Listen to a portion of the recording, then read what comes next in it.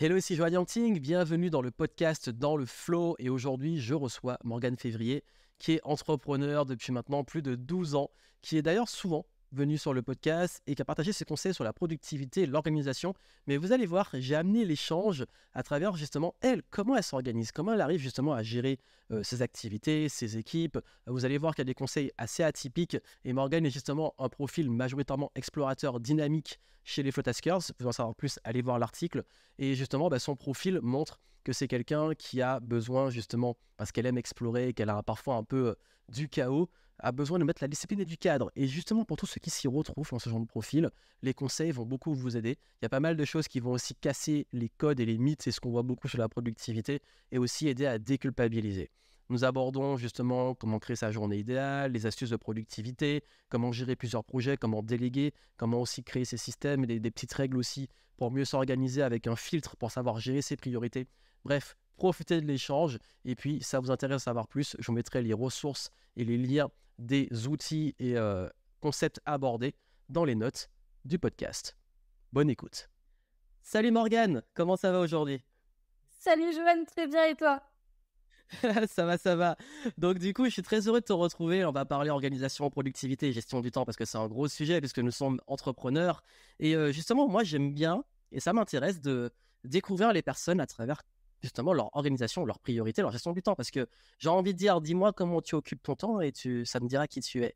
Donc j'aimerais commencer avec une petite question spéciale. C'est aujourd'hui, c'est quoi ta journée idéale?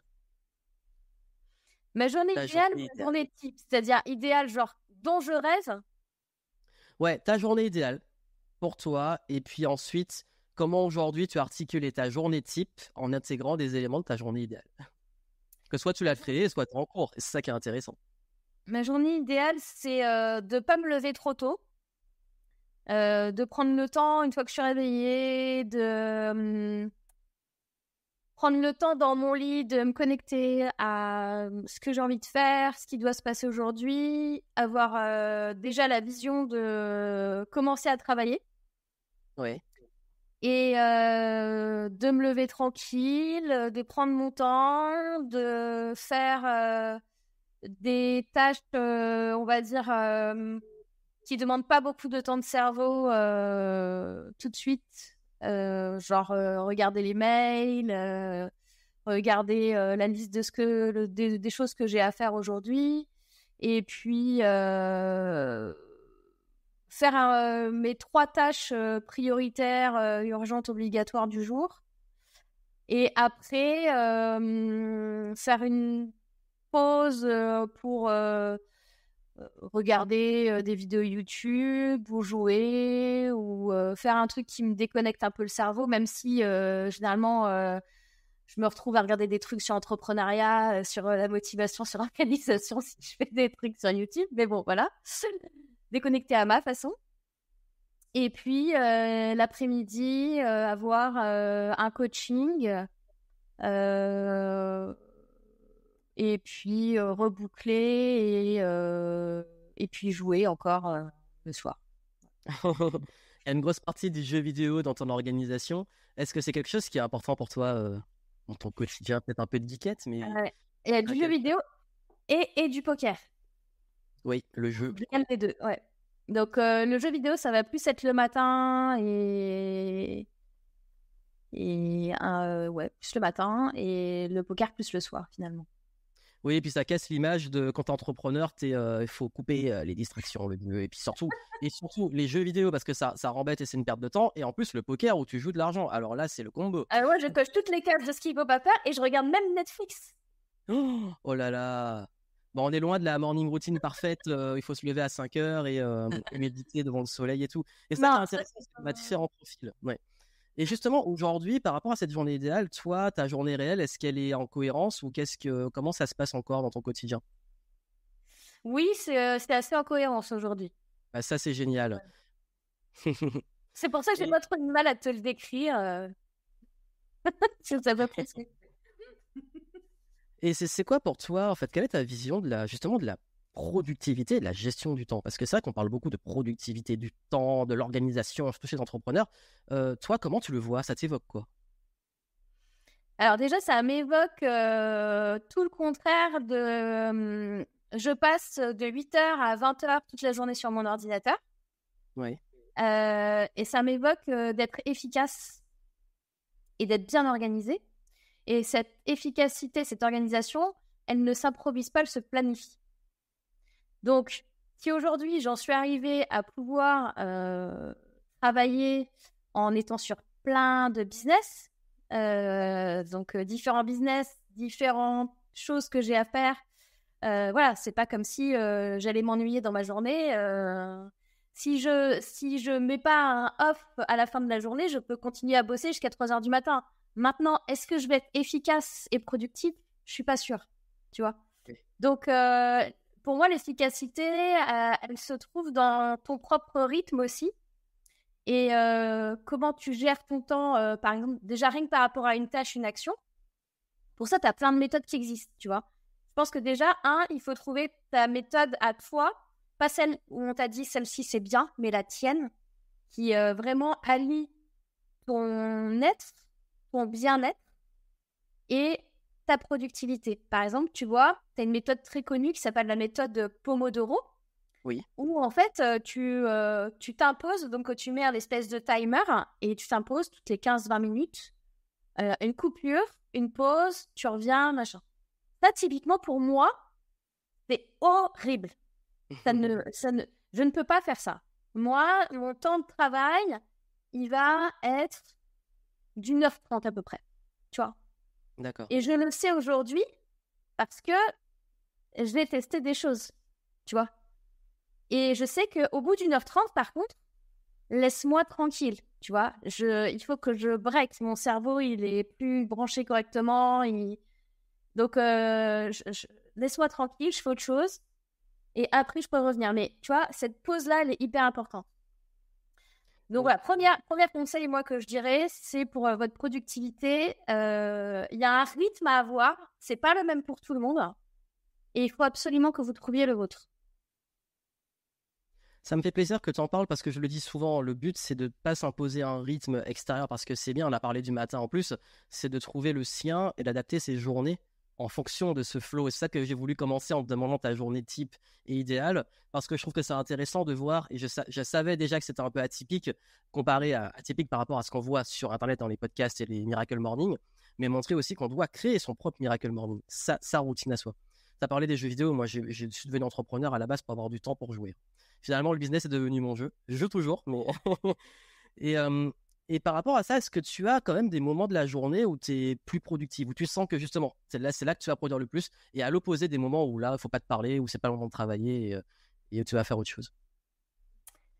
Pendant très longtemps, je t'aurais dit que j'étais plus productive le soir. Oui.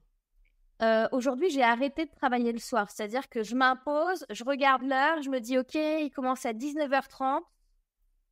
Quoi que tu es en train de faire maintenant, enfin, évidemment, finis ton action, mais je m'arrête et je recommencerai demain. Je pense que c'est une question de flow. Et c'est marrant parce que toi, tu as un programme qui s'appelle comme ça, il me semble. Tout à C'est fait. vraiment une question de flow. C'est ça, pour moi, le truc. C'est en vrai, tant que je respecte mon flow, que je suis dans ma bulle, je suis productive. Que ce soit le matin, le midi, le soir, machin. Donc, j'ai plus de moments particuliers. C'est plus un moment que je vais me créer moi-même et des conditions que je vais me créer pour être dans le flow. Par exemple, tu parlais, effectivement, on travaille la plupart du temps de chez nous. On a peut-être de la famille aussi à la maison. Donc, ça veut dire aussi que mon flow, il faut que je l'adapte aussi à mon environnement. Et je peux pas me dire, je sais pas, aujourd'hui, tu vois, on est 4 à la maison, nous. Et ça arrive qu'on soit 4 toute la journée. Et Oui, justement, ça m'intéresse. Comment tu arrives à gérer ça, justement, le fait de travailler majoritairement quand tu travailles chez toi et que tu as en plus la famille, qui va en plus, comme tu es entrepreneur, parfois voir que tu es là peut-être te solliciter, je suppose. Comment tu as réussi à trouver cet équilibre pour justement réussir à travailler dans cet environnement-là? c'est pas facile au début. Je te dirais que, en plus de ça, j'ai pas un bureau fermé. Je suis dans la cuisine à la maison. Bienvenue dans ma cuisine. Bah, elle est stylée le décor de la cuisine. T'as vu? Donc, ça veut dire que je suis dans une pièce maîtresse sur les heures de manger.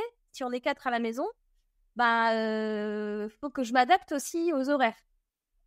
Donc, ça veut dire que j'ai des contraintes que je peux pas faire exactement comme une personne, par exemple, qui habite toute seule et qui gère vraiment son truc. J'ai des contraintes, mais ces contraintes sont aussi bien parce que, comme quand je travaille, tu parlais de jeu tout à l'heure. Pour moi, travailler, c'est pas du tout souffrir, c'est plus s'amuser. Enfin, tu fais un truc que t'aimes, donc en fait, il n'y a pas vraiment de limite. Oui. Donc, ça veut dire que si quelque part, j'avais pas cette contrainte-là, je me demande même si je ferais une pause midi, en vrai. Tu vois ce que je veux dire? Oui, ça veut dire que si tu avais pas l'environnement qui t'invitait à passer ce moment le midi, même à faire la pause avec la famille, Ouais. si ça se Ouais. trouve, tu continueras à bosser sans manger ou alors manger rapidement et t'y Ouais, remettre. ou manger devant l'ordi ou Oui, chose que je faisais régulièrement quand j'étais salariée, par exemple. Manger devant l'ordi pour d'accord. continuer de bosser, mais pas parce que j'avais peur ou quoi, ou que j'avais trop de travail. Non, parce que j'aime ça, en fait. Oui. Ok. C'est Donc, quand aussi tu vois, j'aime l'avantage jouer d'être aux jeux vidéo, entrepreneur. j'aime machin, mais j'aime bosser. C'est qu'on aime la majorité du temps notre travail. C'est pas forcément Oui. tout le temps ultra agréable, mais la majorité du temps, on aime ce qu'on fait. Et est-ce que tu arrives justement à te mettre des limites? Parce que parfois, quand on aime trop ce qu'on fait, on a tendance à plus travailler que qu'autre chose. Donc, est-ce que tu arrives à te mettre des limites? Si oui, comment? Alors, plus travailler, oui. Et en plus, vu que moi, j'ai eu très jeune des difficultés, hein, tu sais, je suis 10 sur 10, dyslexique, dyspraxique, dyscalculique, 10 tout. Donc, ça veut dire que de toute façon, de base, j'ai toujours plus travaillé. Mais j'ai toujours plus travaillé, en fait, sur moi. J'ai toujours plus travaillé les méthodologies, les apprentissages, les façons d'être plus efficace. Donc, excuse-moi, j'ai oublié ta question. Oui, je voulais savoir comment est-ce que tu arrivais à te mettre des limites pour Oui, justement voilà. parce que parfois on a tendance à trop travailler quand on est entrepreneur, ce qui peut paraître bizarre pour des personnes qui n'ont pas cette notion-là, mais c'est une réalité pour les entrepreneurs indépendants qui nous suivent. Mettre des limites, est-ce que tu y arrives et si oui, comment? Donc, c'est vrai, justement. Donc, de base, comme de base, je travaille plus, c'est plus dur de mettre des limites. Mais je m'en mets parce que sinon, en fait, à un moment donné, mon corps va me dire merde. Parce que toi, dans ta tête, tu penses que tu peux le faire et tu penses que tout va bien et que tu penses que tu peux bosser comme un fou 24/24, il n'y a aucun problème. Sauf qu'à un moment donné, physiologiquement, ton corps, il a besoin de se reposer, ton cerveau, il a besoin de se reposer. Et que non, faire une pause, c'est pas perdre du temps, tu vois. Moi, à un moment, je pensais ça. Je pensais que si je faisais une pause, 5 minutes ou quoi, j'allais perdre du temps. Donc, Oui, comment je fais je m'impose. C'est vraiment de l'autodiscipline. Et au début, c'est un petit peu difficile et après, ça devient facile dans le sens où il faut que tu acceptes d'avoir une sorte de routine. Ça a été hyper dur pour moi parce que pour moi, la routine, quelque part, ça veut dire un peu la mort à la base. C'est quelque chose de trop figé, trop machin. Moi, j'aime pas, j'aime bien sortir du cadre, etc. Sauf que, en fait, moi, j'ai trouvé mon modèle à moi, c'est d'avoir un truc en bordel, mais dans un cadre. oui. Donc vraiment, je lis le yin et le yang, les deux trucs. Donc ça veut dire que vraiment, je vais m'imposer, comme je te disais. Euh, et pour ça, je suis obligée de surveiller l'heure et tout. Parce que si par exemple, tu me mets plus de montres et tout, plus de notion du temps, je suis morte. Tu vois, je m'oblige vraiment à regarder le temps.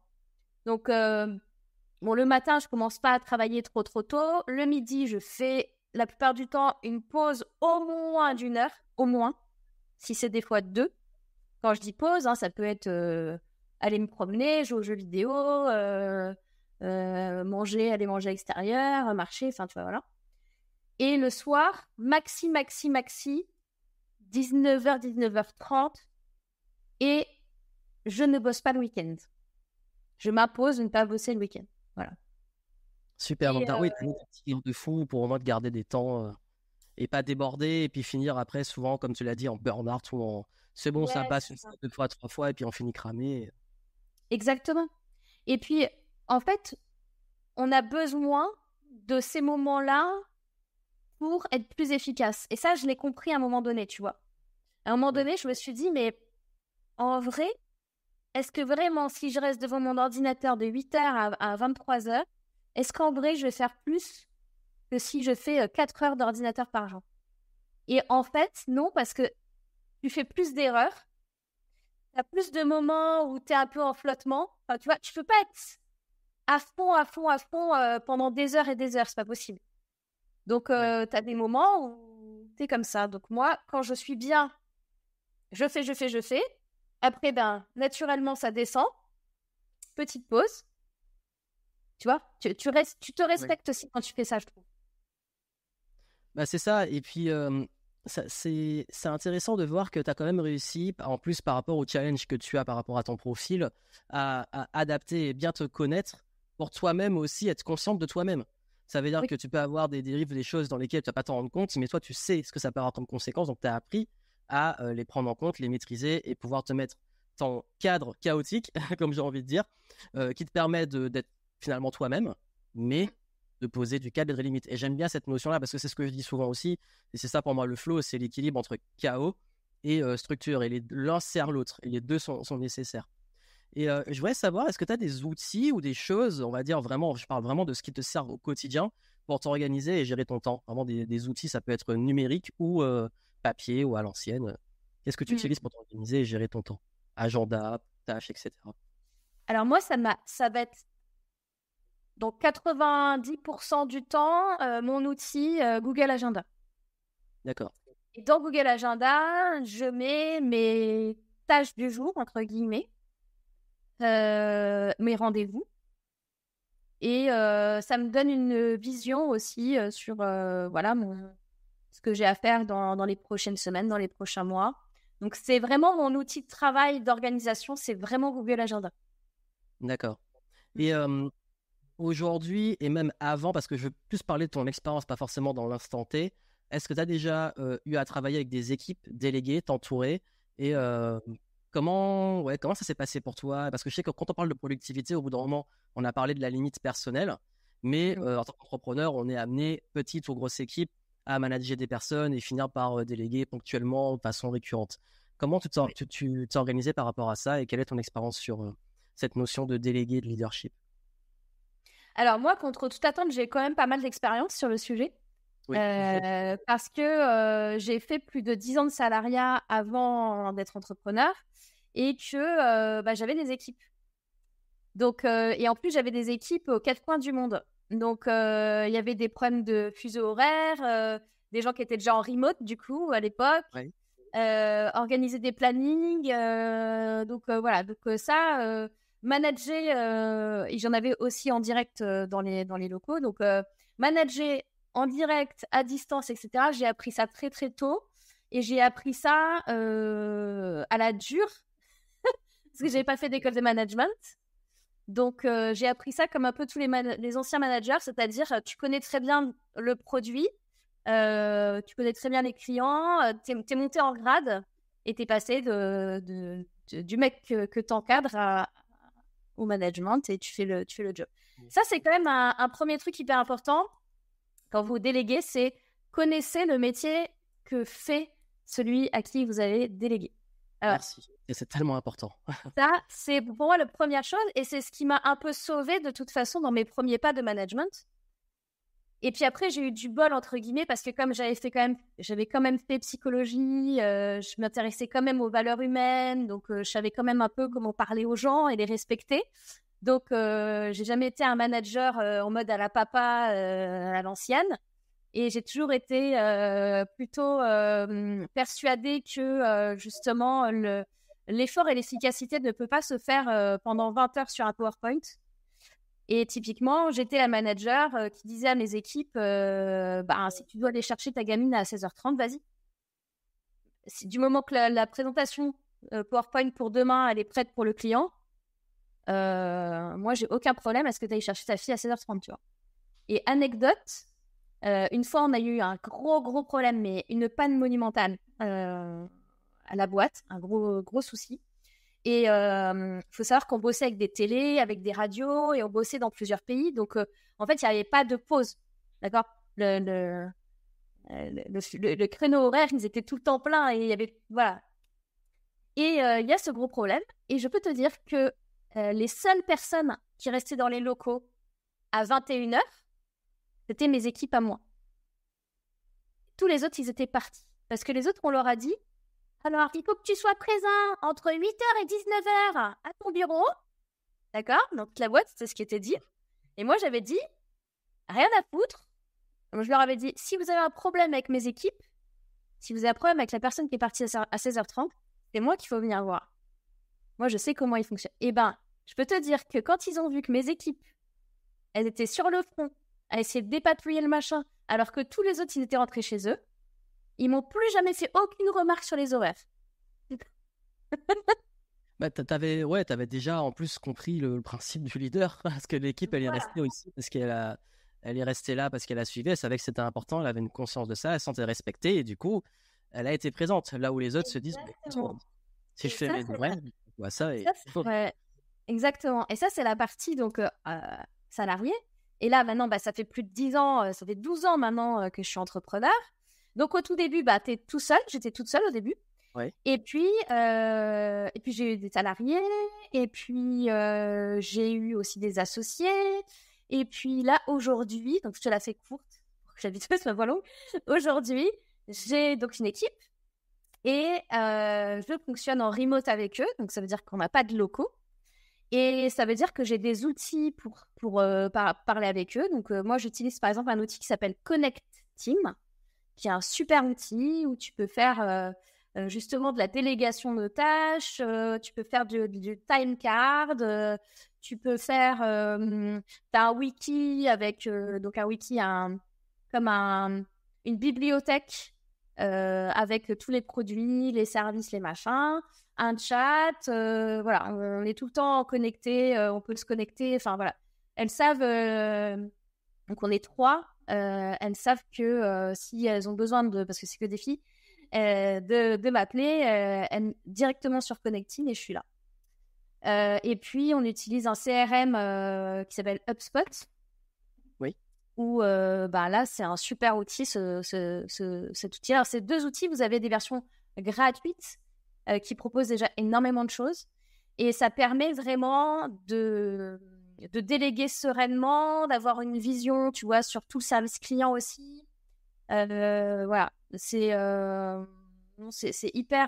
on n'a pas de trucs très compliqués, on n'a pas de Slack, on n'a pas de WhatsApp. On a vraiment HubSpot et Connecting. Oui, et puis comme ça, ça permet aussi de centraliser, c'est plus simple.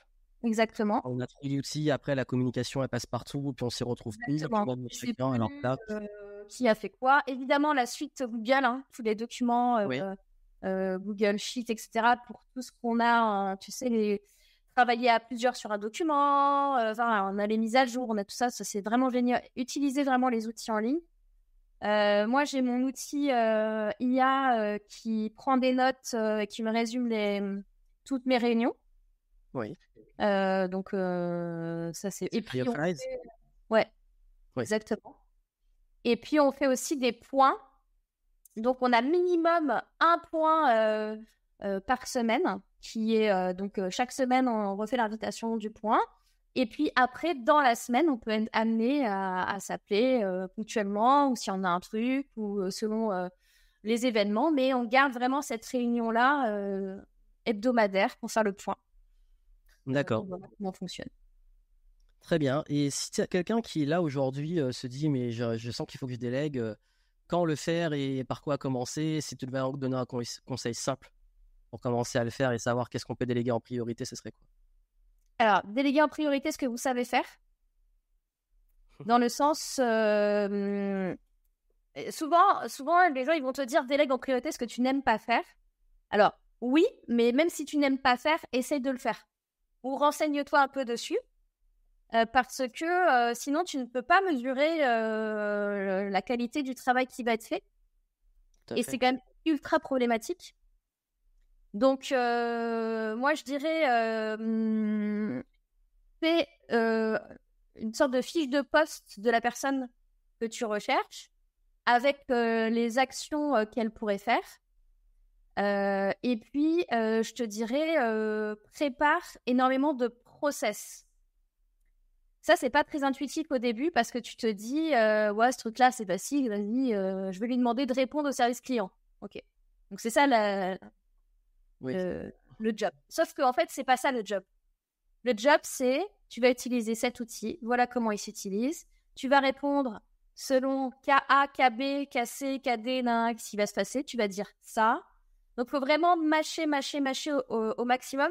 Cette étape-là, faut pas la sous-estimer parce qu'elle prend énormément de temps, mais elle est ultra importante. Parce que si vous ne faites pas ça et que vous faites comme 90% des gens, c'est vas-y, maintenant, c'est toi qui t'occupes du service client. Moi, je peux vous assurer, je peux vous donner le résultat tout de suite. Vous n'allez jamais être satisfait de ce que va faire la personne. Parce que c'est pas vous et parce qu'elle va pas faire comme vous. Et parce qu'il y a plein de choses que vous lui avez pas expliquées. Et du coup, ça va créer des tensions et ça va mal se passer. Toujours être clair sur les attentes, ouais.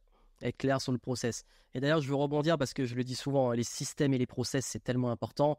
Et même pour vous, quand vous êtes encore solo, les avoir vous aide à alléger la charge mentale et suivre des choses que vous allez optimiser. Et ça permet de se dire, OK, bon, j'ai mon process, mais finalement, ça, en fait, je peux automatiser, optimiser et surtout déléguer. Et quand je le délègue, le process, il est clair. Et en plus, ça rend le fait de déléguer plus facile par la suite. Et ce que tu me dis est très important parce que je crois que c'est un conseil qui n'est pas assez donné, que les gens ne comprennent pas, le fait de comprendre ce qu'on délègue. On devrait d'être expert sur le sujet, mais de comprendre. Oui. Moi, quand je délègue du montage vidéo, je sais c'est quoi un bon montage, je sais comment corriger, dire ce que je veux, etc., ce que je veux pas. Et ça s'est amélioré avec le temps. Mais demain, vous prenez quelqu'un et vous n'y connaissez rien, il va vous faire un truc, ça se trouve, hein, un cliché surfacturé et pourri, vous ne serez pas au courant que c'est pas bon et que c'est trop cher, par exemple. Vous voulez que quelqu'un vous fasse un site internet, c'est quoi quand même les codes d'un bon site, les outils qu'il va utiliser, etc.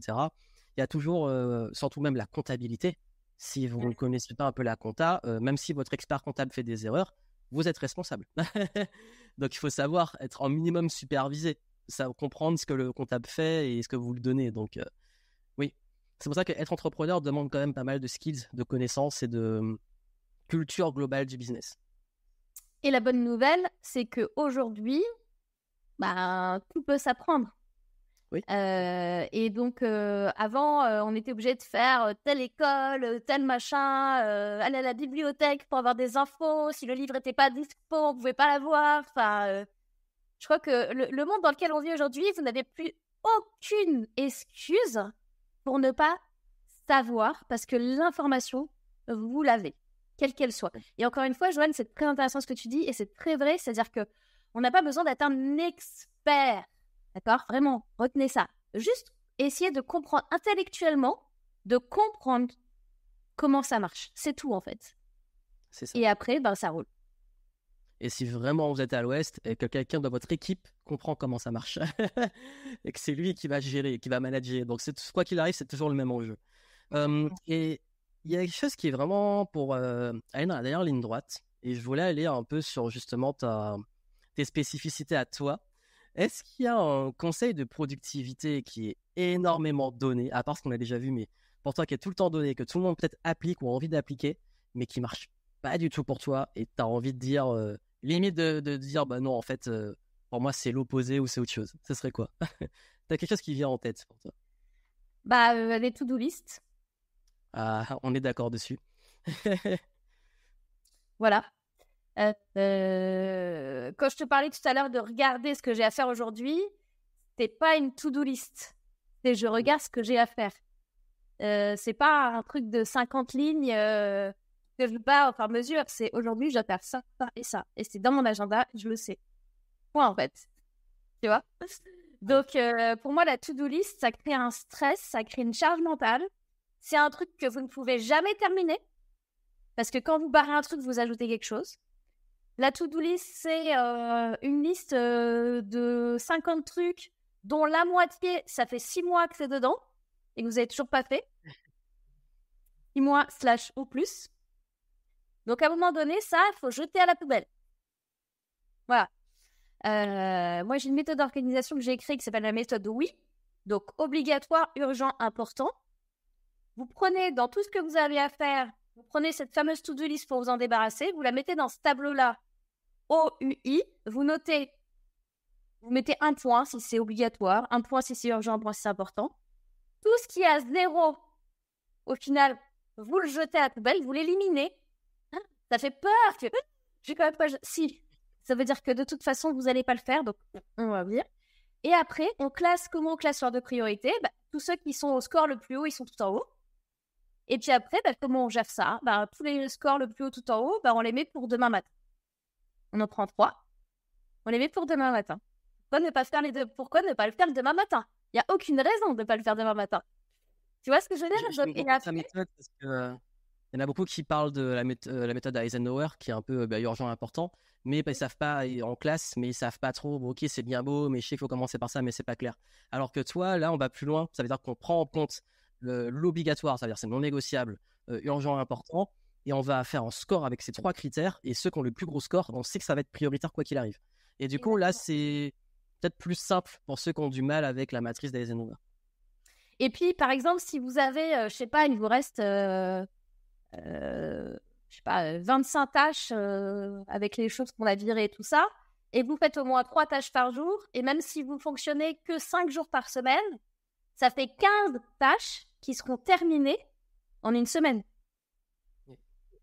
Alors que je peux vous dire que ces 15 tâches, si vous les laissez dans la to-do list, elles ne seront jamais terminées. Voilà. Donc, et une fois que vous avez fait ça, en fait, vous êtes dans le flow. C'est-à-dire que ce que vous ajoutez, entre guillemets, vous ne l'ajoutez plus jamais dans une liste, vous l'ajoutez dans votre agenda. Aujourd'hui, si je dois ajouter des choses à faire, c'est dans mon agenda et je dois le faire pour demain, pour la semaine prochaine, tu vois ce que je veux dire? Donc, oui. C'est le plus dur, c'est au début, c'est comme quand vous allez concevoir vos process pour scaler, pour déléguer. Ça demande pas mal de travail au début, mais une fois que c'est fait, en fait, ça roule. Tout simplement. Moi, aujourd'hui, alors que je peux vous dire que je suis une des personnes à qui on demande le plus, mais comment tu fais pour gérer tout ça? J'ai pas de to-do list. Tu vois? Et est-ce que tu as une petite habitude ou quelque chose d'assez, peut-être qu'on peut trouver bizarre, mais qui te garde productive et créative? Ouais, c'est mon truc chelou que je fais le matin, je pense. Et alors, j'ai entendu quelqu'un qui faisait comme moi, et je me souviens plus qui c'est, mais c'était un mec, je me suis dit, waouh, il fait ça aussi, un Américain. Donc, je me suis dit, ce que je dois faire, c'est peut-être pas complètement débile. Et je ne sais plus qui. Donc, si tu retrouves, peut-être que tu retrouveras le nom. Mais cette histoire d'espèce d'état où tu te réveilles, tu es limite un peu en méditation et tu fais ta journée avant qu'elle soit faite. Donc ça, c'est un truc chelou. Et en vrai, ça marche hyper bien parce que ça, pour moi, ça me fait mes process des fois, tu vois. Mais tiens, comment je vais faire ça? Là, mon cerveau, il a réfléchi toute la nuit, paf, il me donne le résultat le matin. Oui. Et en fait, plus vous allez le faire et plus votre cerveau il va être entraîné, et votre intuition et ce qui se passe, plus votre corps et tout, et plus ça va être fluide. C'est un peu comme quand ça vous est sûrement déjà arrivé de vous réveiller en pleine nuit parce que vous avez une super idée, qu'il faut absolument la noter. Oui. En fait, là, c'est comme si j'avais été entraînée à faire ça tous les matins quand je me réveille, plus à visualiser ma journée et à l'anticiper. C'est un très beau conseil. En plus, c'est un état, justement, c'est bien que tu donnes ce conseil parce qu'en plus, là, on le fait au bon moment. D'ailleurs, vraiment, l'instant de réveil, on est un peu vaseux, un peu où l'intuition, elle est méga développée. Et c'est pour ça aussi que d'ailleurs, pendant la nuit, on a beaucoup d'idées et que le matin, il y a beaucoup d'exercices qu'on recommande de faire le matin, notamment l'écriture libre, d'écrire tout ça dans la tête le matin au réveil tout de suite. Parce que c'est là qu'on a justement des inspirations. Parfois, il n'y a rien, mais souvent, comme tu as dit, quand on l'entraîne, c'est là que ça peut être intéressant. Et puis, l'aspect de visualiser la journée, ça permet aussi de se préparer, se conditionner, mais surtout dans l'intention qu'on veut vraiment, dans comment on veut la construire. Et c'est là qu'on peut le plus réellement faire ce qui compte. Exactement, ça va énormément jouer sur votre efficacité. Et c'est important parce que souvent, on veut la vision idéale, à long terme et tout, mais si vous arrivez à visualiser votre journée idéale, c'est ça que j'ai commencé dessus, ça va boucler la boucle, c'est déjà justement comme ça qu'on construit une destinée, c'est avoir des journées idéales, construire ces journées chaque jour, chaque jour, chaque jour, et c'est comme ça qu'on arrive à rendre justement sa vie, entre guillemets, magnifique et idéale. Donc si vous arrivez à avoir des journées que vous construisez, elles ne seront pas toujours idéales, mais l'intention de créer ces journées idéales va construire votre vie au fur et à mesure. Et du coup, là, je voulais savoir justement si tu avais, toi, un des conseils les plus importants que tu aurais envie de donner à ceux qui nous écoutent sur leur gestion du temps, surtout ceux qui gèrent, comme tu le dis, plein de choses, qui ont du mal à s'organiser. Si tu avais un dernier conseil à leur donner, ce serait quoi, le plus important? Ne considérez pas que... arrêtez de faire semblant de travailler, en fait. J'ai envie de dire. Arrêtez de faire semblant de travailler dans le sens où vous avez l'impression que vous êtes débordé, mais il n'y a rien qui s'est passé. C'est parce qu'il n'y a rien qui s'est passé. Pourquoi? Parce que vous n'étiez pas assez concentré, parce que vous n'avez pas trouvé votre flow. Pourquoi? Parce que vous êtes stressé. Vous avez de la charge mentale, vous avez trop de choses à penser en même temps. Donc, quand on fait ça, ça sert à rien de rester devant une feuille de papier blanche, devant un ordinateur, à essayer de travailler. On sort, on bouge. Truc que je voulais te dire aussi, truc hyper important, pour moi en tout cas, c'est de faire au moins une demi-heure de sport par jour. Quand je dis sport, ça vous affolez pas, hein, ça peut être juste marcher un peu, faire des étirements, enfin bouger votre corps, quoi. Faites un truc. Parce que ça permet aussi de justement d'enlever un peu cette charge mentale. Souvent, vous allez vous dire, tiens, les meilleures idées que j'ai, c'est quand je fais du sport, quand je suis sous la douche, machin. Ben oui, parce que vous lâchez votre cerveau. Donc, faites des pauses. Voilà. Faites des C'est pauses. pas en restant derrière un écran à se buter. Non, en restant derrière votre truc et en vous disant, je suis restée là toute la journée. Hein, non, mais je suis en train de travailler sur mon site internet. Ça fait 3 mois, Jocelyne, que tu travailles sur ton site internet. Il est où? Tu vois ce que je veux dire? Donc, redécouper aussi. Ça, c'est hyper important. Il y a des gens qui confondent objectif et action. Faire un site internet, c'est un objectif, c'est pas une action. Parce que dans la façon de faire votre site, faut découper des actions. Qu'est-ce que je vais mettre dedans? Ok, il faut que j'écrive ma page, il faut que j'ai des visuels, il faut que j'ai un branding, il faut que je réfléchisse à ça, machin, toute la phase de réflexion. Ça, c'est plein d'actions. Après, quel outil je vais utiliser? Ok, je vais prendre ça, nanana. Après, mise en place, ok, je vais construire ma page. Après, comment je fais pour faire venir des gens? Je fais des tunnels de vente. Vous voyez bien que c'est pas une action, c'est pas un truc genre aujourd'hui j'ai marqué jeudi, je fais mon site internet. Vous allez déprimer quoi si vous allez jamais le faire aujourd'hui en fait. Tu comprends? Donc découper en petites actions et c'est les petites actions qui vont vous mener à l'objectif. Sinon vous déprimez. Super conseil. En plus, c'est vrai que c'est un sujet qui est extrêmement vaste, la gestion du temps. Et là, je voulais aborder les grandes lignes et savoir un peu de toi, comment tu penses le temps et ce que tu fais. Et justement, pour ceux qui ont envie d'aller plus loin et qui veulent justement développer cette philosophie, qu'est-ce que tu peux leur proposer? Yes. Et écoute, comme je te disais, moi j'ai créé la méthode Oui il y a des années. Et là, on est allé un peu plus loin là, avec Jérôme en bossant sur justement le leadership. Et on a fait une méthode qui s'appelle Promax. Donc Promax, c'est en gros comment ça s'appelle c'est un nom quand tu mets les premières lettres pour faire un mot. Ah, le pendu? Non. Non, c'est pas ça. C'est pas un anagramme, c'est un... Bref, tu prends la première lettre, P, ça veut dire planification des priorités. Oui. Ah, un acronyme. Voilà, merci. Ah, ok, oui, l'acronyme. Je pensais qu'il fallait mettre la lettre hyper près de deviner. Non, j'étais dans les jeux. Nous, on parlait des jeux. J'étais direct dans les jeux. Direct. Non, ok, je vois. L'acronyme. C'est l'acronyme de planification des priorités. Rendez-vous avec soi-même, optimisation des journées, maîtrise des imprévus, accomplissement des tâches essentielles et extra flexibilité. Et en fait, dedans, bien sûr, je vous reparle de la méthode Oui et on reparle de choses qu'on a vues ensemble ici. Mais vous avez une feuille de route et surtout, selon votre profil, c'est adapté aussi. Et l'idée, c'est d'avoir à la fois quelque chose qui est efficace d'un point de vue pro et perso, et également qui vous conserve le bien-être. Parce que nous, on a remarqué, quand on a des entrepreneurs, quand on a des cadres, des managers, de base, on a quand même pas mal de gens qui sont un peu stressés, qui croulent sous plein de choses. Et souvent, les méthodes proposées, elles sont un peu, genre, tu vois, du GTD, des trucs comme ça. Je sais pas si tu as déjà essayé, mais... Ah, GTD, j'ai connu, c'est la première que j'ai connue, c'est plus compliqué de le mettre en place que de faire les choses, en fait.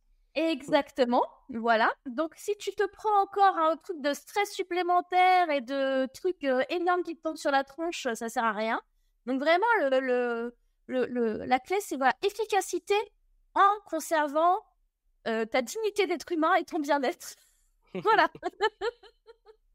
En tout cas, Voilà. je vous mettrai le lien si vous voulez les infos en descriptif. Et puis aussi, Morgane et Jérôme sont parmi les rares personnes en qui j'ai vraiment confiance dans ce game. Pour les habitués, vous les connaissez sûrement, hein, puisqu'ils sont souvent invités dans le podcast. Et du coup, je vous mettrai le lien, on est partenaires. Et moi, ça me fait plaisir aussi, pour ceux que ça intéresse et à qui ça parle. C'est vrai que c'est un gros sujet. Moi, j'ai une façon de l'aborder, vous avez une façon de l'aborder. Il y a plein de choses derrière, mais justement, je pense qu'on est tous dans une même philosophie que vous amenez justement à ce respect de soi, du bien-être et tout, parce que on sait aussi ce que c'est que parfois d'aller trop dans les limites et de justement revenir sur de la simplicité. Toi, tu as une approche qui te correspond, qui est simple.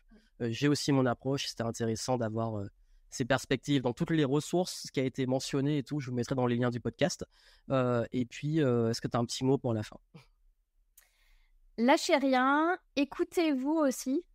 Si vous vous sentez épuisé, essayez pas de monter sur l'Everest. Enfin voilà, allez vous reposer si vous avez besoin de repos et vous ne serez que plus efficace après. Voilà, faire des choses quand vous êtes dans une énergie down ou vous êtes fatigué ou que vous êtes malade. Franchement, en général, vous allez faire plus de conneries qu'autre chose et ça va encore plus vous stresser. Donc, lâchez-vous la grappe. Merci sur ces belles paroles. Merci beaucoup, Morgane. On se retrouve très bientôt. Et puis pour tous ceux qui nous ont écoutés, merci à vous. Et puis je vous laisserai avec une petite vidéo d'outro. À très vite. Ciao, ciao. Donc voilà, pour ceux qui sont arrivés jusqu'au bout, je vous remercie pour votre écoute. Pensez bien entendu à me laisser, si vous avez vu sur YouTube, un petit pouce en l'air. Et si c'est sur le podcast que vous nous écoutez, à me laisser les petites étoiles sur iTunes ou Spotify. C'est très important, c'est précieux, ça aide beaucoup. Et si vous voulez retrouver justement les petites ressources, Morgane et tout ce dont on a parlé, je vous mettrai les liens dans les notes descriptives du podcast pour pouvoir retrouver tout ce qui a été abordé. Si vous voulez en savoir plus sur le programme dont on a parlé, vous avez le lien. Et si vous voulez aussi en savoir plus sur comment vous organisez et les tests, allez suivre les ressources qu'on a mis à votre disposition. Merci à vous et moi je vous dis à très bientôt pour un prochain épisode.